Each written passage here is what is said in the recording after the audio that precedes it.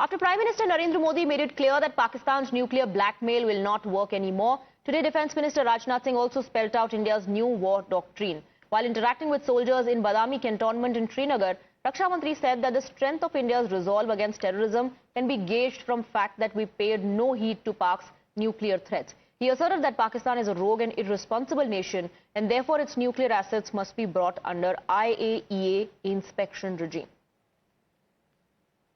आज श्रीनगर की धरती से मैं पूरी दुनिया के सामने यह सवाल उठाना चाहता हूं कि क्या ऐसे गैर जिम्मेदार और रोग नेशन के हाथों में परमाणु हथियार सुरक्षित हैं? मैं दुनिया के सामने यह सवाल खड़ा करना चाहता हूं। मैं मानता हूं कि पाकिस्तान के एटमी हथियारों को IAEA international atomic energy agency की निगरानी में लिया जाना चाहिए। मैं ये कहना चाहूंगा और साफ तौर पर कहना चाहूंगा।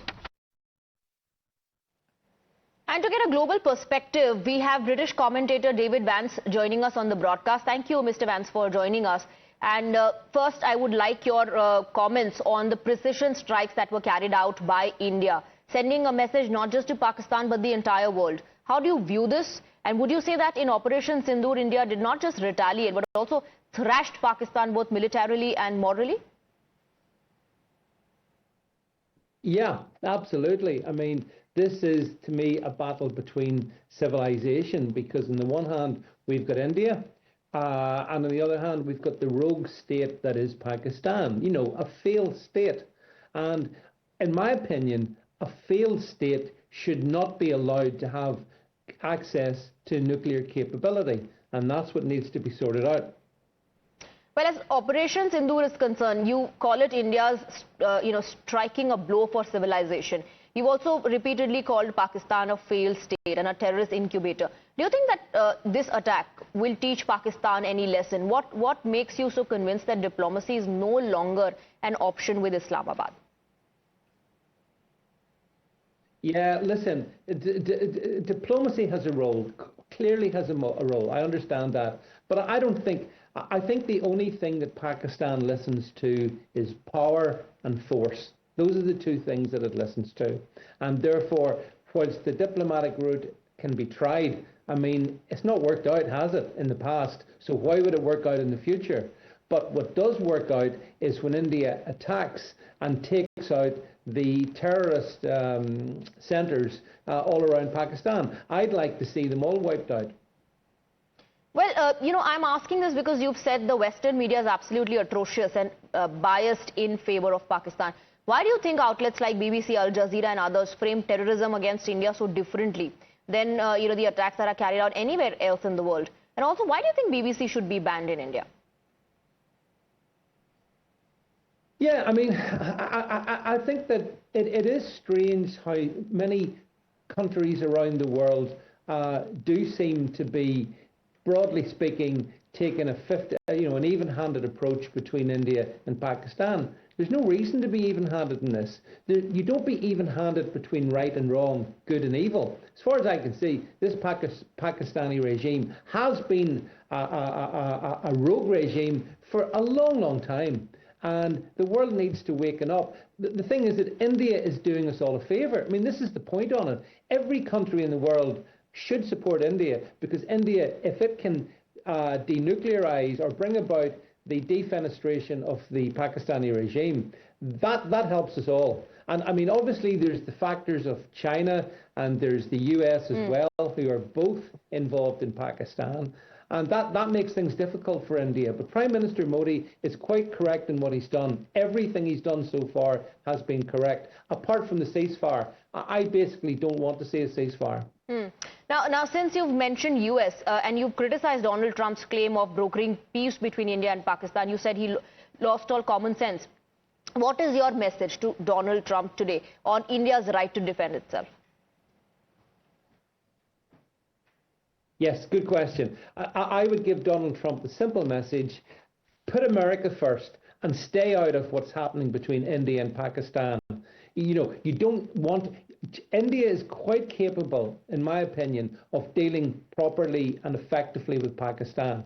But Donald Trump trying to intervene and trying to claim credit for ceasefires and stuff, I don't think that's helpful at all. I broadly speaking support Donald Trump, but on this I really don't. He should stay out of it. Now, is it time for the West to acknowledge that India is not just a regional power but a civilizational bulwark against terror and extremism? And, how do you see Prime Minister Narendra Modi's role in this? I think PM Modi's role is absolutely central. I mean, here we have a strong leader, a powerful country, facing great challenges, particularly from Pakistan, but also on China as well. And so it seems to me that we're very lucky to have PM Modi as leader of India, and I want to see other Western powers rally and support and give him everything that he needs, and I want to see Donald Trump do that as well, insofar as he needs it. But I'm under no illusions. I think PM Modi and India has the capability, has the power to be able to finish the job with Pakistan and completely remove the terrorist threat, remove the nuclear capabilities, yeah, that's what needs to happen. Until that happens, you'll just get more terrorist attacks. That's all that will happen. Right, but then what about UK? Should UK publicly not support India's anti-terror operations, and shouldn't it rethink its decades-long appeasement policy for Pakistan?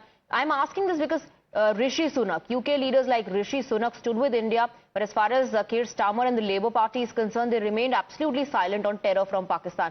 Do you think Labour Party's reluctance to criticize Pakistan is because of the fear of losing the Pakistani Muslim vote bank? Although the FTA also with UK was announced during the Operation Sindoor.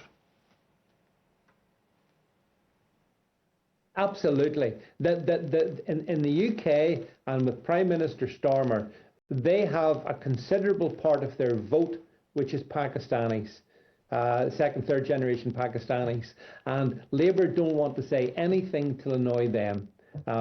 That's a shame that the Prime Minister of the UK would not stand shoulder to shoulder with PM Modi. But it's driven by the fact that, unfortunately, the UK does have a significant Pakistani population, and I think it fears it.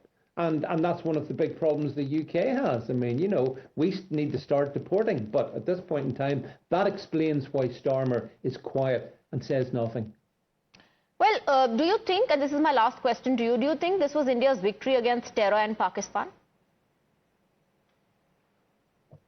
Yeah, well, I think it's a stage. I think it's been a very important initiative. The Operation Sindoor. I think it's been, as I said, it's long overdue. It's really good. I was really pleased to see it happen, and it certainly has made an impression. But has it finished off? Has it finished the job? I don't think so. I think there has to be more done. But I think if the Trump hadn't have got involved in David Vance and Marco Rubio in the States, if they had not got involved, everything would be sorted out by now.